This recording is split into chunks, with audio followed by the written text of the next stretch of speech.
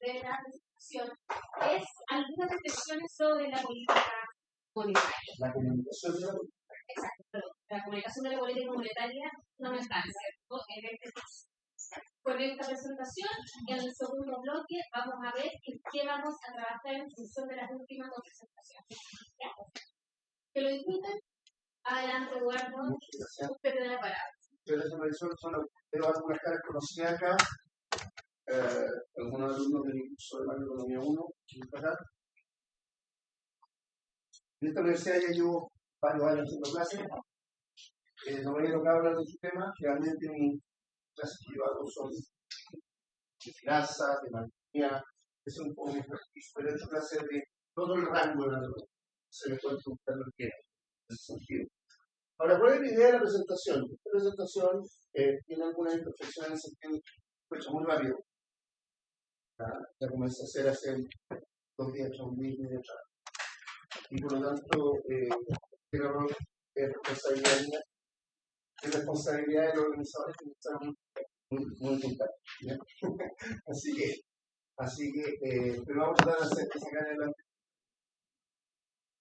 Entonces, ¿cuál es la agenda de la presentación? Fundamentalmente vamos a analizar estos 5 temas, 6 temas.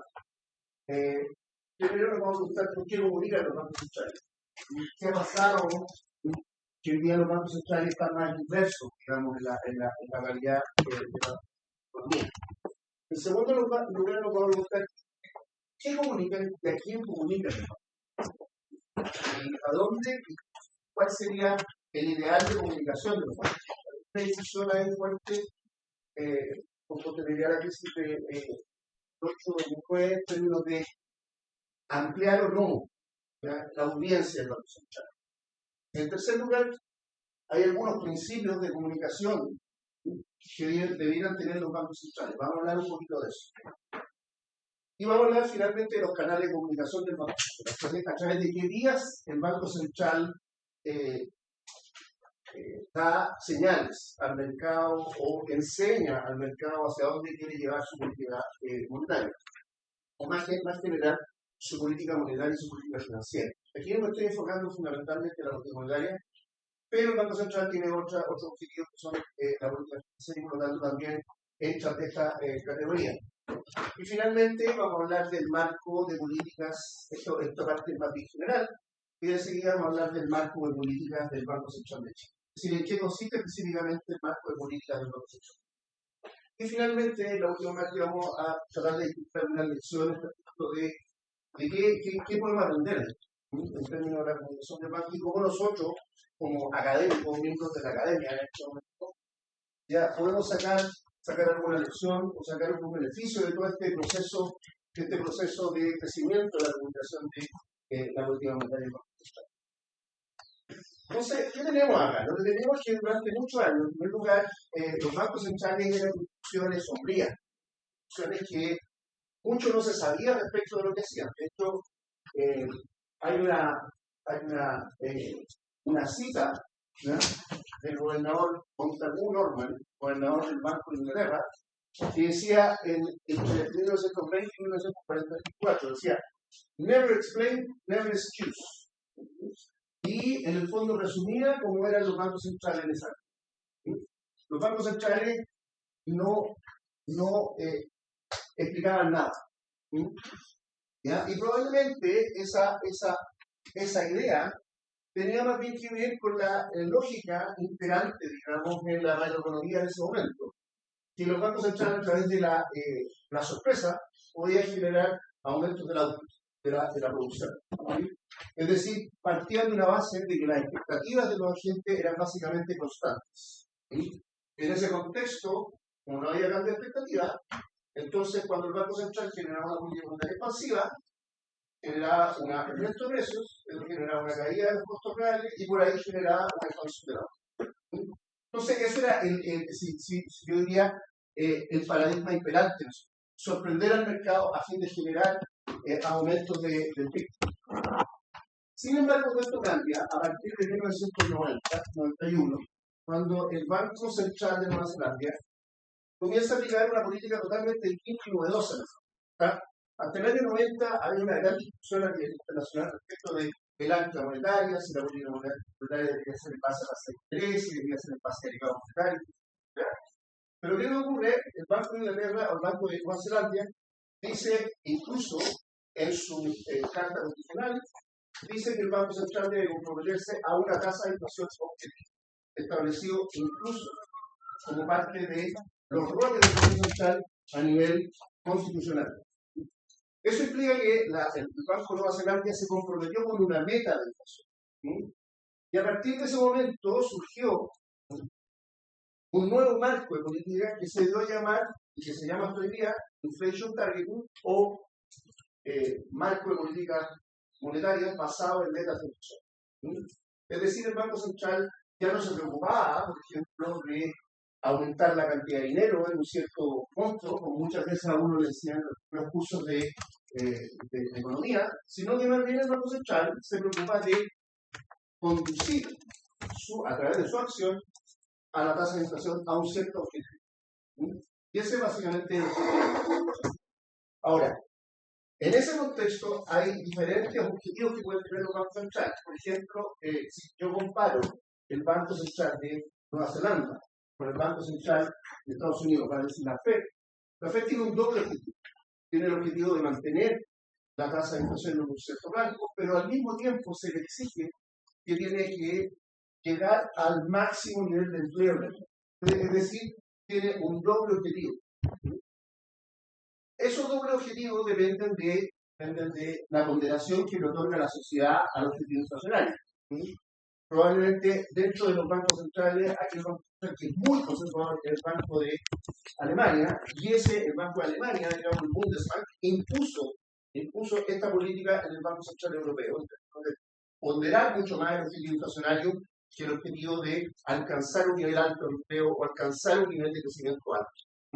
En el caso de Chile, el Banco de Chile yo diría que entra dentro de esa categoría de bancos conservadores, en donde fundamentalmente el Banco Central de Chile se preocupa mucho de los objetivos inflacionarios, pero sin dejar de lado los desalineamientos que pueda haber en la economía, en la actividad económica.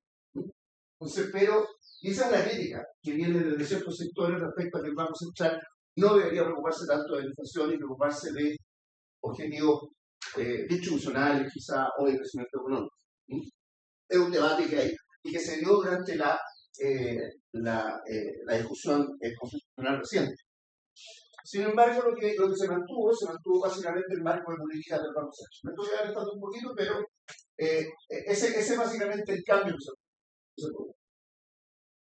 Ahora, ¿en qué sentido? ¿En qué sentido se produjo el cambio? En que esto implicaba, desde el punto de vista, como estaba en la Constitución de Nueva Zelanda, entonces el Banco Central debía tener accountability, o responsabilización o rendición de cuentas al Congreso. Y eso implicó una exigencia de transparencia importante por parte del Banco de Nueva Zelanda. Ahora, ¿en qué ayuda la transparencia en este caso? Ayuda en fortalecer la accountability. Lo que se llama en español es una palabra difícil algunos lo llaman responsabilización pública, otros rendición de cuentas. Bueno, la accountability es como Ahora, ¿en qué ayuda también? En que ayuda a anclar expectativas, es decir, si el Banco Central es creíble, entonces ancla las expectativas y por lo tanto de esa manera todos los agentes funcionan con la expectativa que tiene el Banco Central y que es su meta. De esa misma manera permite reducir la tasa de inflación y reducir su persistencia. Es decir, ya no hay esta idea de que todos se preocupen del pasado, sino que el Banco Central, al mirar hacia el futuro, obliga a que todos los agentes empiecen a mirar hacia el futuro.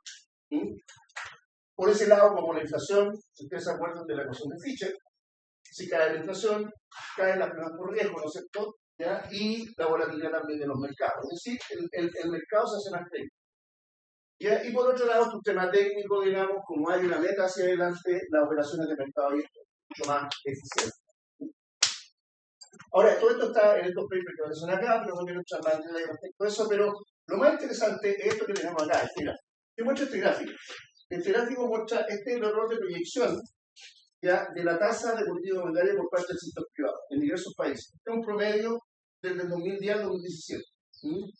Y lo que muestra esto es que esto muestra el índice de transparencia de los bancos centrales a través de un índice generado por dos economistas, Lindsey y Eichenberg, que está publicado, uno lo puede encontrar, en donde 15 es la máxima transparencia. En este contexto, si uno ve acá, República Checa es quizá el país más transparente, Estados Unidos es transparente, pero tiene un muy bajo error de proyección. ¿Ya? Chile se ubica acá, está en este nivel, está en el rango medio de la transparencia, según este índice. Recordemos que este es un índice promedio en 2010-2014. Probablemente esto ha cambiado. Este es un gráfico que aparece en un documento del Fondo Monetario. ¿Ya? Y lo que nos dice esto, nos dice que a medida que los bancos centrales avanzan en transparencia, probablemente el sector privado se equivoca menos en la proyección de la tasa. Lo cual es positivo. En el límite, por ejemplo, si este es India, ¿ya? La equivocación que va a tener en términos de la tasa de política monetaria, en promedio, digamos, y si se pareciera a República Checa, ¿cierto? Si India avanzara en transparencia desde su nivel actual, que en este caso era aproximadamente 3, y avanzara hacia una transparencia de 15 o 14 aproximadamente, entonces podría generar una masiva o grande baja en el error de proyección para el sector privado. Eso es claramente un beneficio. Entonces, desde ese punto de vista, ahí se ve claramente el beneficio de la transparencia por parte del Banco Central. Entonces, por eso comunican los bancos centrales, porque quieren tener o quieren lograr una mayor eficiencia en la proyección, ¿ya?, del sector privado, una mayor predictibilidad del sector privado, en cuanto a la acción de la política. En segundo lugar, ¿qué comunican los bancos centrales? En primer lugar, los bancos centrales comunican su régimen de políticas. Es decir, ¿cuál es el marco de política en que funciona?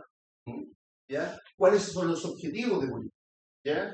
¿Cuáles son el horizonte en que la acción de la política funciona? En segundo lugar, publica sus objetivos, la definición cuantitativa, precisa, ¿ya?, de esos objetivos. ¿Ya? Y en tercer lugar, las decisiones de política económica. Es decir, ¿cuál es la decisión de política económica del Banco Central en ese marco determinado? En el marco de metas de inflación, que es el marco actualmente vigente y sobre el cual nos vamos a concentrar en esta charla, tenemos que, primero, el régimen de política o la comunicación es el mandato del Banco Central. ¿Cuál es el mandato del Banco Central? Es decir, ¿qué es lo que tiene que hacer el Banco Central? ¿Ya? En segundo lugar, el objetivo numérico de la inflación. Y en tercer lugar, la estrategia general que guía las decisiones del Banco Central. ¿Ya? En segundo lugar, yo diría que lo que comunican los bancos centrales en general es la información actualizada, lo más reciente que ellos disponen sobre los acontecimientos recientes. Y eso implica, por ejemplo, evaluar condiciones macroeconómicas. Es decir, nos paramos hoy día en qué situación se encuentra la economía, en qué situación se encuentra en términos de brecha de productos, de precios, de tasas de interés, de mercado, en términos del sector externo, etc. Y también el Banco Central se dedica a aplicar sus decisiones de política monetaria. Es decir, el Banco Central tiene que decir cuál es la razón, cuál es el fundamento de un cierto movimiento de política monetaria.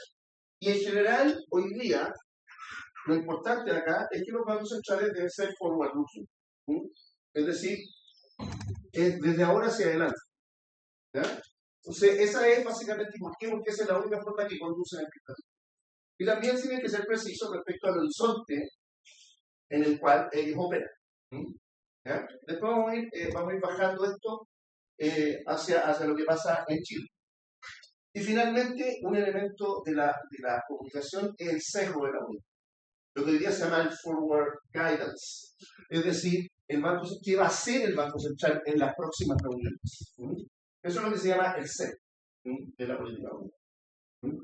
Es decir, el Banco Central también en las comunicaciones generalmente hoy día lo que dice es el riesgo se ubica hacia arriba, hacia abajo, respecto de la variable clave, que en este caso podría ser la inflación o podría ser una mezcla entre inflación y producto. ¿A quiénes comunica el Banco Central? Ahora, desde cierto punto de vista, hay economistas, por ejemplo, Friedman y Blackstone. Blackstone es uno de los los principales economistas del Fondo Monetario Internacional, del Banco Mundial, ha escrito extensivamente sobre inflation targeting.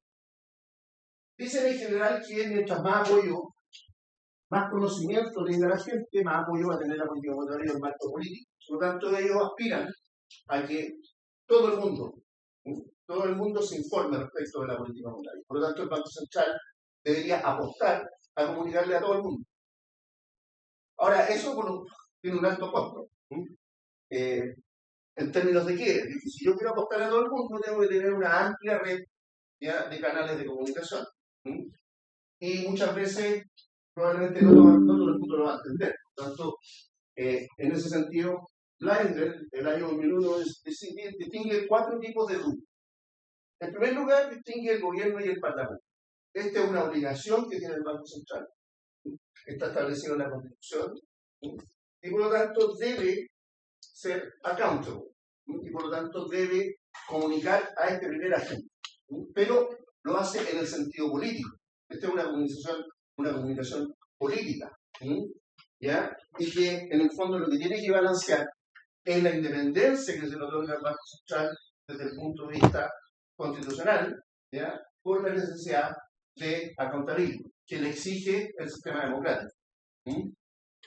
Por eso cuando uno, no sé si ustedes han visto alguna presentación del presidente del Banco Central y sus consejeros en la Comisión de Hacienda del Senado, incluso en el Senado completo, digamos, las preguntas muchas veces no tienen mucho que ver con el fondo, tienen que ver más bien con políticas más generales. ¿Y por qué? Porque en eso los políticos están interesados en otras preguntas, no en la pregunta del fondo.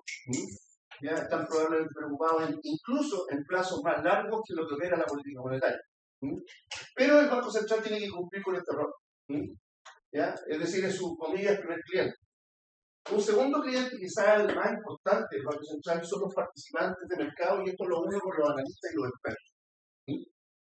Cuando hablamos acá de participantes de mercado, es por ejemplo decir los gerentes de los managers de portfolio de las AFP, los gerentes de mesa de dinero del World Bank. Esos son participantes de mercado. Toman decisiones de mercado basadas en la expectativa o en el marco de política que ofrece el Banco Central. Pero también muchas veces el Banco Central tiene reuniones especiales con analistas, con expertos. Y estas reuniones no necesariamente tienen que ver con que el Banco Central sea secreto o algo así. Muchas veces estas reuniones son abiertas en el sentido que están publicadas en YouTube, uno las puede buscar, etcétera, etcétera. ¿Ya? Muchas veces se reúne el gerente de la división de estudios, se reúne con un grupo de economistas, qué sé yo, y básicamente el objetivo acá es explicar cosas técnicas, que muchas veces no se dan en un espacio, digamos, más, si uno quiere, más amplio. Por ejemplo, si el Banco Central emite un nuevo bono, o por ejemplo, si emite una nueva metodología para el cálculo de alguna variable, o si modifica los modelos de proyección. Bueno, muchas veces el Banco Central se junta con los analistas y básicamente le explica, mira, esto es así, esto es así, esto es así. Entonces, es una reunión básicamente técnica. Y un tercer cliente son los medios, o el público en general. Y aquí es donde generalmente están las conferencias de prensa que puede tener el presidente del Banco Central, que no son muchas, digamos, pero se junta con algunos periodistas, ¿ya? O algunos periodistas que cubren, digamos, el Banco Central y uno los ve, por ahí por Agustina 80 en el caso del Banco Central. Ahora, la idea de esto, el objetivo de esto es básicamente tratar de uniformar ya el mensaje. Los objetivos son totalmente distintos. Aquí la idea es uniformar el mensaje. Muchas veces, por ejemplo, si hay periodistas del diario financiero, en el caso de Chile, ellos probablemente son expertos en noticias económicas y es que, bueno, le van a hablar no necesariamente al sistema financiero, pero probablemente le van a hablar al dirigente gremial, ¿ya? Que no está necesariamente metido en la política monetaria día a día, pero sí que le interesa cuál es la proyección de inflación del banco, cuál es la visión del banco. ¿Sí? Entonces, muchas veces se hace con el fin de uniformar el mensaje, ¿ya? Y dividir el mensaje según la audiencia y el interés que tiene la audiencia. Entonces, ¿cómo deberían comunicar? Aquí este es si uno quiere un manual de cortapalo, algunos principios que están establecidos en un handbook de política de comunicacional del banco que hizo en algún momento el Fondo Monetario, ¿sí? Y que establece algunos criterios. ¿Sí? ¿Cuál es el objetivo de estos criterios? Básicamente es fortalecer la credibilidad del banco. ¿Sí? Es decir, el banco, ese es, le explicaba el otro día a unos alumnos de macroeconomía, ¿cuál es el objetivo del banco? ¿Sí? Cuando uno le dice el objetivo de estabilidad de precios, ¿sí? Ese no es un objetivo baladí en el sentido de que cualquier objetivo. El Banco Central tiene un rol que es el más importante, es el monopolio de la emisión de dinero. ¿Sí? Es el único agente que puede emitir dinero. ¿Ya? Y lo que le digo a mi alumno, le digo, mira, tengo un billete de 5 lucas. ¿Sí? ¿Ya? Este billete de 5 lucas. Dice que vale 5 lucas. ¿Sí? Pero ese billete va a valer 5 lucas en la medida que me dé para pagar 5 lucas. ¿Sí? Es decir, el Banco Central se preocupa del poder adquisitivo del dinero. Y el poder adquisitivo del dinero depende del valor. ¿Depende de qué? De los precios. ¿Sí? En la medida que los precios sean estables, este billete de 5.000 pesos va a poder comprar bienes por 5.000 pesos. ¿Sí? Pero si yo tengo que los precios son muy altos, este valor, en vez de valer 5.000, al cabo de un año, a lo mejor va a valer 4.000. ¿Sí? Por lo tanto, ese es el objetivo del Banco Central. El Banco Central apuesta a que todos le creamos que esto se va a mantener este valor. ¿Ok? Entonces, desde ese punto de vista, la credibilidad es lo más importante que tiene el Banco Central. ¿Ya? La credibilidad en qué? En términos de que va a mantener el valor del dinero. Y eso implica en términos de que va a mantener la estabilidad de precios. Ahora también busca que este régimen de política monetaria que se establece y se autodefina sea lo más soportado por el público, apoyado por el público. ¿Ya? Entonces, desde ese punto de vista, hay algunos criterios que debe cumplir la comunicación. En primer lugar, debe ser clara, debe ser sincera y debe ser transparente. ¿Ya? Clara en el sentido de que el Banco Central debe decir claramente qué es lo que quiere, cuál es su objetivo. Debe ser sincera en el sentido de que debe explicar sus decisiones y debe ser transparente en que debe de alguna manera transparentar todo su proceso interno de decisión. ¿Ya? Debe tener el máximo alcance a todos los grupos y asegurar que todos los grupos tengan acceso a esa información. Eso va a fortalecer su credibilidad. Es decir, el Banco Central no tiene preferencias por nadie. ¿Ya? La información debe ser sistemática, ordenada. Sistemática en el sentido que debe ser ordenada, debe ser periódica, con un calendario específico, ¿ya? Y con calendarios preanunciados. ¿Ya? Y propender, ¿ya? A que todos tengan acceso y entregar el máximo de información posible. ¿Ya? Ahora, ¿de qué depende la eficacia? Va a depender de que el Banco Central define un marco claro, ¿ya? Que sus objetivos también estén bien definidos y que también los instrumentos y sus procedimientos estén claramente definidos. Es decir, si uno quiere, yo siempre cuando estaba en el banco definía el banco como un regimiento. Cuando uno entra al Banco Central, entra a un edificio enorme, ¿ya? En donde adentro uno no tiene muy claro lo que pasa, pero el output del banco es bien claro. Entonces, el proceso interno del banco, créanme, es muy riguroso, pero el producto que saca el banco es un producto muy estructurado. Y si uno conversa con cualquier economista del Banco Central, son todos así cuadraditos, porque son estructurados. La institución nos hace así, ¿ya? Y nos obliga. ¿Por qué? Porque está en juego la credibilidad y la confianza en la política monetaria. ¿Ok? Esa es la razón de serlo. Entonces, acá hay algunos canales no voy a echar al detalle de todos, digamos, pero aquí están la mayor parte de los canales. Por ejemplo, tenemos comunicados de prensa, que uno los ve, el comunicado de la ARPM, el comunicado de IPOM, etcétera, etcétera. Hay conferencias de prensa muchas veces que hacen algunos consejeros. No son muy comunes, en el Banco Central son bien reticentes en general los consejeros y los gerentes de crear conferencias de prensa. ¿Ya?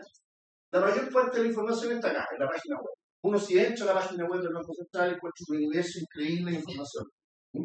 Y ese es el fundamental vehículo de información del banco.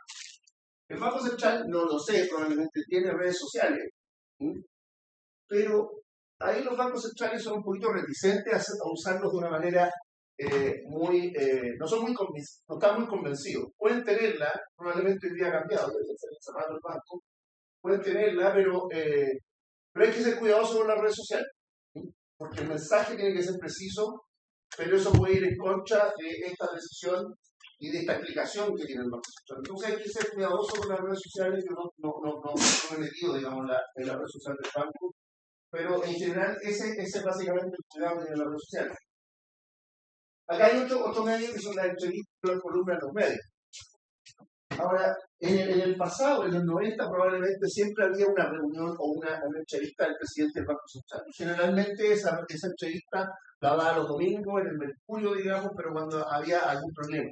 ¿Sí? ¿Ya?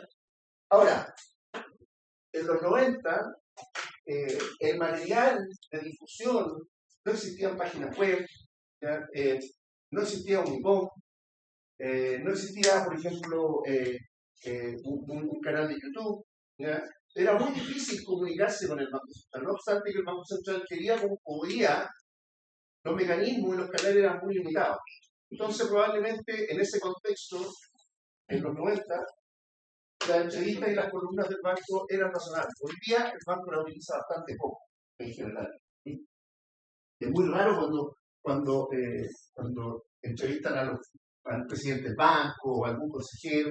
A veces en algunos programas económicos, por ejemplo, en Radio Duna, en la Radio Infinita, ahí de repente aparece el vicepresidente. ¿Ya? Pero son entrevistas muy específicas, incluso algunas son conversadas, incluso, ¿ya? De tal modo de no deteriorar el mensaje.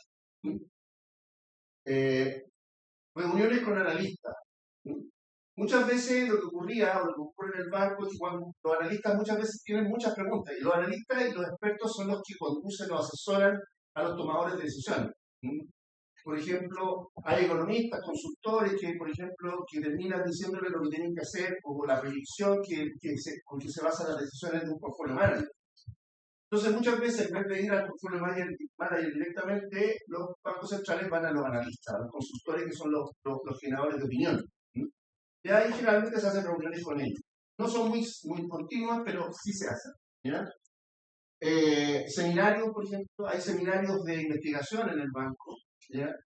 Que, por ejemplo, el más famoso es un libro, el seminario anual, la conferencia anual del banco, que ahí sale un libro. Y hoy día ya van en el volumen 20 y tanto, ya como 20 conferencias, ¿ya? Y son libros bastante buenos, muy técnicos, ¿ya? En la frontera de la discusión de política económica, ¿ya? Y por lo tanto son bastante interesantes. ¿Ya? Y finalmente los discursos públicos. El Banco Central, ustedes vieron, hace pocas semanas atrás, vino la vicepresidenta del banco, presentó acá, hizo una presentación. Bueno, y uno si no ve la página web, va a darse cuenta que todos los consejeros presentan, es decir, posterior al IPOM, todos los consejeros presentan el IPOM en universidades, ¿quién lo llama? Ellos van. ¿Ya? Y hay varias presentaciones, los ejecutivos van. Entonces, esta es una cantidad de canales. Ahora veamos un poquito del marco de política económica. ¿Qué vemos acá? ¿Qué vemos acá? Esto probablemente mis alumnos de macroeconomía lo tienen, lo han visto, digamos, se lo voy a explicar de nuevo. Aquí tenemos la inflación desde 1929 a 1989. ¿Ya? Lo que tenemos acá era la inflación chilena promedio anual en ese periodo. Y lo que tenemos acá es la inflación chilena con posterioridad a la autonomía del Banco Central. Bueno, ¿qué tenemos acá? Lo que tenemos es, si uno traza una tendencia, es una tendencia creciente, ¿no es cierto? Altamente volátil. Y el límite fue acá, 70-73, en donde la inflación llegó a 335% promedio en ese periodo. Ahora, la característica común de este periodo, ¿ya? Es que el Banco Central dependía del financiamiento público. O, más bien, el financiamiento público ¿ya? Era el que mandaba o tenía dominancia por sobre la política. Lo que está transparentando esto es el continuo déficit fiscal que tenía la economía chilena en ese momento. Es decir, este Banco Central no era independiente, políticamente ni económicamente. Entonces la consecuencia fue alta inflación. Hubo periodos de baja inflación, por ejemplo, este periodo de 79-82, si se fijan acá, la inflación llegó por debajo del 10%, pero eso fue fundamentalmente por la situación del tipo de cambio en ese momento. Pero luego la inflación se disparó, y se disparó a casi 30% después de la fuga. ¿Ya? Por lo tanto, hay periodos en donde hay baja de inflación, pero no es sistemática. Lo que uno ve es la tendencia creciente de la inflación en todo el periodo desde la creación del banco hacia 1980. Bueno, en 1990 se decreta la autonomía del Banco Central, un proceso muy discutido. ¿Sí? Hubo seminarios académicos en ese momento. ¿Sí? Hay, por ejemplo, si uno ve los cuadernos de economía de la Católica, hay un volumen entero dedicado a la autonomía e independencia del Banco Central. ¿Sí? Y ahí uno puede ver la discusión que había en ese momento. ¿Sí? En ese momento era quizá una reforma pero muy adelantada a su época. ¿Sí? Bueno, y la autonomía se aprueba, ¿cierto? Y comienza a operar en democracia. ¿Sí? ¿Y qué es lo que vemos acá? No voy a entrar en los detalles respecto de eso, yo les cuento nomás que yo entré al Banco Central en el año 92, en el 92. ¿Sí? Y lo que yo hacía en el banco era básicamente la estimación, los modelos macroeconómicos. Yo hacía todas las predicciones del banco, etcétera, etcétera, y estaba generalmente trabajando con todos los ejecutivos del banco respecto de este tema. ¿Ya? Bueno, ¿qué es lo que uno ve acá? Hay una caída significativa de la inflación desde un 25%, ¿ya? A principios de los 90, ¿no es cierto? Hacia ya a mitad de los 90, menos del 10%. Ese era un objetivo, comilla, implícito que había en la política económica en ese momento, que la tasa de inflación fuera menor al 10%. Esto se logra a mediados de los 90, y ya a fines de los 90 la inflación estaba llegando al 5%. ¿Qué es lo que estoy mostrando acá? Básicamente, ¿cuáles eran las metas que había en ese momento? Las metas eran un rango, ¿ya? Un rango, pero el Banco Central se comprometió a una meta. Es decir, el Banco Central desde el año 91 viene estableciendo metas. ¿Ya? En las comparaciones internacionales se dice que el Banco Central aplicaba una meta de inflación, pero no era completamente, era una un cuasi régimen de metas de inflación. ¿Ya? Aquí se establecen algunas precondiciones. Pero ¿qué es lo que tenía el Banco Central en ese momento? En este momento la economía chilena operaba con metas de inflación, el Banco Central se comprometió a una meta, pero además tenía una banda cambiaria. Eso es lo que generaba este problema. La existencia de dos anclas. Es decir, el Banco Central por un lado decía la inflación, esta es mi meta de inflación, pero por otro lado decía el tipo de cambio tiene que estar dentro de una banda, es decir, lo fijaba implícitamente. Aun cuando, a medida que fue pasando el tiempo, fue ampliando la banda. ¿Sí? Y eso es lo que generaba, de alguna manera, el Banco Central estaba dando un seguro cambiario. ¿Sí? En ese momento yo no entendía, yo como un joven economista, analista económico, no entendía por qué no existían los derivados en Chile. ¿Sí? ¿Ya? Y por mucho que la banda cambiaria fuera muy alta, obvio, si el derivado, ¿quién le estaba dando un seguro al mercado? ¿Sí? El Banco Central le estaba dando un seguro a la medida que tenía una banda. Decía que no podía superar un cierto monto y no podía bajar de un cierto monto. Entonces, de alguna manera, el mercado operaba, digamos, con un seguro implícito. Y eso se lo daba el Banco Central. ¿Sí? Entonces, por eso, pagar por un seguro, que es un derivado, versus que el Banco Central me lo haga gratis, prefiero hacerlo así, ¿sí? Trabajar sin el seguro. ¿Sí? Bueno, entonces llega la crisis asiática, y aquí, durante la crisis asiática, se produjo, digamos, esta disociación entre el objetivo del Banco Central, ¿ya? Y la banda cambiaria. ¿Qué significa esto? Que de alguna manera el tipo de cambio estaba fijo, y lo que ocurría con la crisis asiática es que el tipo de cambio debería haber subido sistemáticamente a un nivel muy alto, pero la banda lo impidió. Entonces, lo que tuvo que hacer el Banco Central fue operar con la política monetaria. Y en definitiva, lo que produjo es que la tasa de interés se fue a la alza. Eso generó un problema en el funcionamiento del mercado financiero. Y eso llevó al cuestionamiento interno del Banco Central, porque al final, ¿qué es lo que ocurrió? La tasa de interés fue tan alta que generó problemas en la actividad y probablemente exacerbó los efectos de la tasa sobre la actividad económica. Entonces, eso llevó al Banco Central a cuestionarse el funcionamiento del esquema. ¿Y qué es lo que optó el Banco Central? Por lo que tenemos a partir de septiembre del 99, ¿ya? Que el pleno funcionamiento de la meta de inflación. Es decir, el Banco Central opera con metas de inflación en un horizonte determinado, dejó flotar el tipo de cambio y, por otro lado, con un fuerte compromiso a la transparencia y la comunicación. Eso es lo que ocurrió a partir de septiembre del 99. Y la meta de inflación fue establecida de esta manera. El Banco Central se comprometía a mantener la inflación proyectada en un horizonte de 2 años dentro de un rango de 3 a 4%, de 2 a 4%, pero es un promedio de 3. ¿Ok? Bueno, y el Banco Central logró esa meta, logró mantener la meta en buena parte del periodo posterior. Hay un cálculo que alrededor de todos los meses que el Banco Central ha operado desde el inicio de este esquema, ¿ya? La inflación ha estado dentro de la banda en el 55-60%, ¿ya? Considerando que la inflación es muy peligrosa, es muy volátil. Entonces, pero donde se ha salido claramente fue aquí, durante la crisis del 2008. Esto es producto del aumento del precio del petróleo. Y acá, durante el COVID. Hay un periodo acá, 2010, en donde, de nuevo, el precio del petróleo se fue muy abajo, y acá, en donde las tasas de interés fueron muy bajas. Eso hizo que la tasa de inflación fuera muy baja en ese momento. Ahora, estos son los componentes. Aquí está la explicación de cada uno de estos temas. En qué consiste la metainflación, en qué consiste la inflación y en qué consiste la transparencia entre el Banco Central. ¿Sí? ¿Ya? Básicamente, un poco los mismos criterios que estábamos hablando anteriormente. Pero vamos a hablar de cuáles son las publicaciones del Banco Central. Y ahí está el primer motor, ¿ya?, de la comunicación del Banco Central. Acá tenemos varias publicaciones. Esto yo lo extraje de un documento muy bueno que saca el Banco Central y que se llama La Política de Comunicaciones del Banco Central, que lo publicó en el año 2020. ¿Como consecuencia de qué? De que el Banco Central cambia su política a partir del 2018.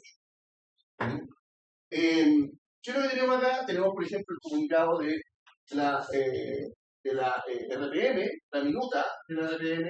Acá tenemos el informe de política monetaria, el informe de estabilidad financiera, tenemos la memoria anual del banco y tenemos este documento que es muy interesante y que son los modelos que utiliza el banco. Es un documento grande, todos estos documentos son gratis y aquí uno puede establecer los documentos, ver los modelos econométricos que utiliza el banco. Ahora, algunos son semestrales, otros son anuales, algunos son estudios, por ejemplo, otros son estadísticas. Si ustedes se meten ahí a la página web del banco, pueden ver, digamos, por ejemplo, acá está el link. Si me meto acá, puedo ir acá está toda la información respecto a la reunión de política monetaria. Si yo voy al banco, voy acá y busco en áreas, por ejemplo, voy a la base de datos económicos del Banco Central, y aquí están todos los datos económicos del Banco Central, yo puedo bajar todo lo de Excel, para hacer todo lo que quiera, digamos, entonces está todo publicado. Esto de hecho lo estamos trabajando en un curso que estoy dictando acá también, que se llama Programación Macro Financiera. Estamos tratando de hacer un modelo macrofinanciero en base a todo. También lo podemos hacer. Por lo tanto, toda la información del banco está hoy día disponible para todos los asuntos. Ahora, un elemento es, bueno, ok, planteo toda la información disponible, ¿cierto? Esas son todas las publicaciones que tengo, y la pregunta que uno se dice, bueno, ¿qué tan bueno esto? ¿Cómo lo hace el banco? Esa es la pregunta. O sea, ¿lo hace bien el banco? Bueno, aquí está la respuesta. Un poquito. La respuesta definitiva, pero un poquito. ¿Ya? ¿Qué es lo que tenemos acá? Lo que tenemos, por ejemplo, esta es la inflación efectiva. Esto es mensual. ¿Ya? A 12 meses. ¿Ya? Y aquí lo que tenemos es fundamentalmente la inflación esperada a un año. O sea, de aquí a un año, o sea, 11 meses, y de aquí la inflación esperada a 23 meses, a 2 años. ¿Ya? Estas son las expectativas. De hecho, son las expectativas de una encuesta a los operadores financieros. Es decir, ¿qué es lo que espera usted de aquí a 11 o 12 meses? ¿Qué es lo que espera usted de aquí a 4 meses? Bueno, y lo que vemos en primer lugar, fíjense, la negra, a 12 meses, el promedio está pegado en 3%. ¿Sí?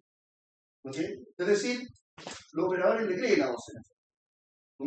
Por supuesto que la inflación se puede desanclar. Fíjense acá, cayó, fíjense aquí, se fue por arriba, pero de todas maneras, lo que es importante, más que la inflación, ¿sí? Lo que le interesa al banco es si nos le creen o no que el Banco Central va a lograr que la inflación se mantenga en este nivel. Y las expectativas nos dicen que sí.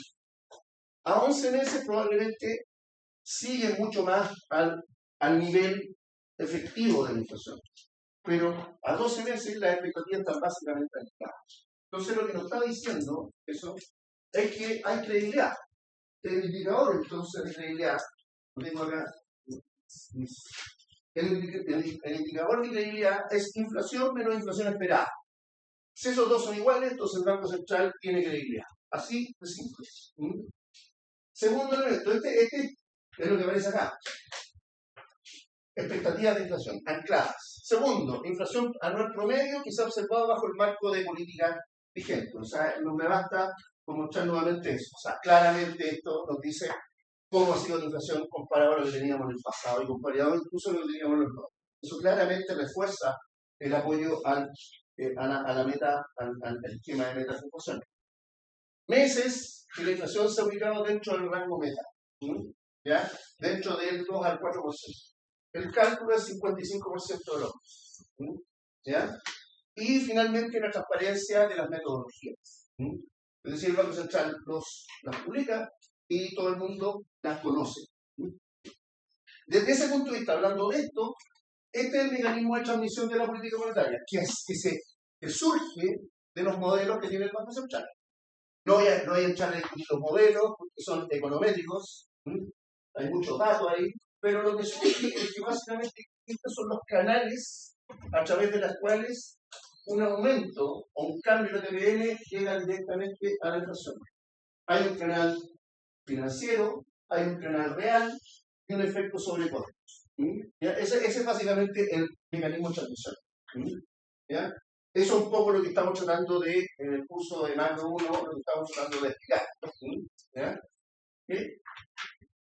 Ahora, desde el punto de vista de la inscripción, veamos cómo es la política monetaria, cómo se hace la política monetaria. Y aquí lo que básicamente estoy describiendo es cómo es la RRM. ¿Ya? Fíjense, acá esto es toda la gente que está en un RRM. Acá. Acá tenemos, por ejemplo, el Banco Central más antiguo, esta foto debe ser del año 2012, 2015, por ahí. ¿Ya? Pero acá está los gerentes, y acá está el presidente del Banco Central, aquí está Víctor Leopoldo, digamos, y ahí aparece, esa es la forma en que se alinea, ¿ya? En la mesa, ¿ya? El Consejo. ¿Ya? Y básicamente aquí se decide, ¿ya? ¿Qué se hace con la política monetaria, con la tasa de interés? ¿Ya? Esta descripción es un poco antigua, no es lo que se hace hoy día, ¿ya? Solamente la establezco porque yo la explicaba de esta manera, pero básicamente lo que se hace tiene dos partes. Los gerentes que están ubicados acá explican el escenario macro. ¿Qué es el escenario macro? El escenario internacional y el escenario doméstico. Es decir, toda la información disponible se explica acá. Y exponen todos los gerentes. ¿Ya? Y después que se está expuesto este escenario, hay un periodo en el cual los consejeros evalúan opciones. ¿Ya? Y hay una minuta que se llama minuta de opciones. El gerente de estudios del banco, hoy día el gerente de política monetaria, lo que hace es redactar, ¿ya? Junto con los otros gerentes, una minuta de opciones, que son las opciones que el staff del banco le ofrece al consejo. Y las opciones pueden ser, usted puede subir la tasa, puede bajar la tasa, puede mantenerla con un cepo hacia arriba, un cepo hacia abajo. El CEO quiere decir hacia dónde va a conducir la tasa, más allá de este periodo, hacia dónde va a conducir la tasa. Y eso está debidamente fundamentado. Ese es básicamente el resultado de esa reunión. En la tarde, los consejeros tienen ahí la independencia de cada uno y ellos deciden, a partir de toda la información que disponen, su decisión. Y después la fundamentan, digamos, en el momento de la discusión de opciones. Se denomina en la segunda parte de la reunión. ¿ya? Y este es el resultado, lo que tenemos acá, es el resultado de la comunicación. Esta es la minuta. Este es cualquier minuta. ¿Ya? Pero básicamente tiene todos estos componentes. Cuando uno ve la minuta del Banco Central, se inmediatamente cuenta de cómo se compone. Fíjense acá, al final de la reunión, ¿ya? Hay primero una decisión. En la reunión mensual de política monetaria, el Consejo del Banco Central acordó mantener la tasa de interés de política monetaria en 4,75 anual. ¿Okay? Esa es la decisión. Y aquí está. Pero acá está la evaluación. Que este es el razonamiento del Banco Central. Y generalmente el razonamiento del Banco Central es muy simple. Dice, ¿cuál ha sido la evolución de la trayectoria de la inflación? ¿Y cuál ha sido la trayectoria de la actividad económica? Y muchas veces, dentro de esto, dice, el sector externo nos está condicionando de esta manera. Y eso nos indica cómo nos está condicionando las condiciones externas, cómo nos están condicionando. En este caso, se habla un poco del sector externo, se habla de la actividad, pero si uno quiere, y si alguno de ustedes lo ha visto en algún curso, digamos, esto es básicamente una regla de Taylor. La regla de Taylor nos dice que el Banco Central va a elevar la tasa cuando la inflación se escapa de la inflación esperada o cuando la brecha de producto se escapa respecto al producto potencial. Acá tenemos los dos elementos. Si la inflación está escapada respecto de la brecha del banco, y dos, si la actividad se escapa respecto del producto potencial. Ahora, esta es la argumentación de la decisión. Dice acá, el Consejo estima que los antecedentes realizados son insuficientes para acelerar, en este caso, en esta oportunidad, el ritmo de normalización de la política monetaria. Esto es del año 2010, más o menos. ¿Ya? Y esto habla de la normalización, en el sentido que cuando se habla de normalización se dice que la tasa de interés tiene que volver a la neutral, a la tasa de interés que no genera efectos más. ¿Ya? Y dice, sin perjuicio del anterior, reafirma que incrementos futuros de la tasa de interés siguen siendo necesarios. Ese es el sesgo. ¿Ya? Dice que van a haber incrementos. El Banco Central no va a subir su tasa, pero sí está diciendo que se van a necesitar que la tasa de interés siga hacia arriba. Es el sesgo que está imponiendo el Banco Central. ¿Ya? Para alcanzar el escenario más probable. Una inflación en torno al 3% anual en el horizonte habitual de política, que en este caso, en el caso del Banco Central, en ese momento era de 12 a 24 meses. Hoy día no es de 12, es 24, 20. ¿Ya? Por lo tanto, esta es la minuta. Ahora, 11 días hábiles después, ya el Banco Central lo que publica es la minuta de la reunión.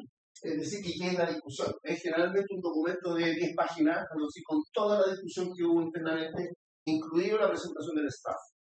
Eso con el fin de dar más información al sector privado. ¿Ya? Estos son algunos de los cambios que ellos son menores, son cambios menores, básicamente el número de reuniones, antes eran 12, ahora son 8. ¿Ya? Generalmente antes estaban desconectados respecto del IPOM. Hoy día el IPOM se hace 4 veces y la RPM se hace un día antes de la divulgación del IPOM. Es decir, básicamente los cambios que se hicieron a partir de 2018 era para ordenar un poquito las comunicaciones del banco. Entonces, y esto es lo último, con esto termino, no lo aburro más. Básicamente, ¿qué es lo que podemos aprender? Este es un tema que yo... a mí me invitaron a participar en un comité que está discutiendo la macroeconomía, como se enseña macroeconomía. Yo soy convencido de que nosotros deberíamos, como profesores, de enseñar más. Nosotros deberíamos enseñar la política monetaria como se hace en Chile, no como se hace en Estados Unidos. Los libros son muy interesantes, son muy buenos, hay libros muy buenos, pero el objetivo como profesor nuestro debería ser enseñemos la economía como se hace acá, no como se hace en Estados Unidos. Y la única forma que nosotros, la mejor información que nosotros disponemos es lo que sale en el Banco Central. Por lo tanto, nosotros de alguna manera, y esto es una autocrítica, uno debería de pedirle a los alumnos que estuvieran viendo el IPOM, que estuvieran viendo la lectura, que la leyeran, que trajeran esas preguntas a la clase. Por lo tanto, eso es el primer elemento. Como profesor, uno debería de dar ejemplos. Hay un montón hoy día de evidencia, trabajo, ejemplos. Todo lo que se ve uno en los libros y que aparece para Estados Unidos están ya aplicados en Chile. Entonces, la información está. Entonces, uno debería de buscar eso. ¿Ya? Ahora, esto no significa que yo voy a descartar, por ejemplo, el Electron o voy a cortar el Manchu, no lo voy a cortar, lo voy a complementar. Les voy a dar una mirada chilena desde acá a la enseñanza de la macroeconomía. ¿Ya? Y por lo tanto, uno debería de incorporarlo finalmente en los cursos de macroeconomía. ¿Qué hay? Eso es todo. Perfecto, muchas gracias.